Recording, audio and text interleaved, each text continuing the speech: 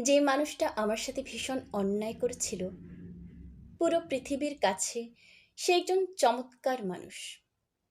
প্রথমে খুব অবাক হয়েছিলাম, পরে বুঝলাম মানুষ তার ভুল পাল্টে ফেলতে পারে নিমেষেই। মহাকালের মঞ্চে ওই মানুষটা যখন ভালো মানুষের অ্যাওয়ার্ড হাতে নিয়ে বিজয়ীর হাসি হাসে, আমার ভেতরটা তখন নিঃসীম পরাজয়ে কুঁকড়ে যায়। আমি চিৎকার করে বলতে নেই, মানুষটা ভালো না।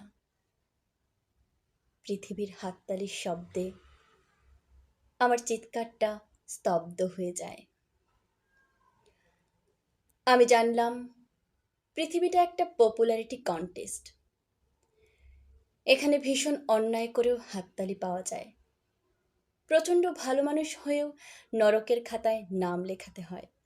আমি জানলাম মানুষ কেন অভিনয় করে, কেন মুখোশ পরে থাকে, কেন এক মুহূর্তের জন্য নিজের সত্যিকারের সত্তাকে সামনে আনে না।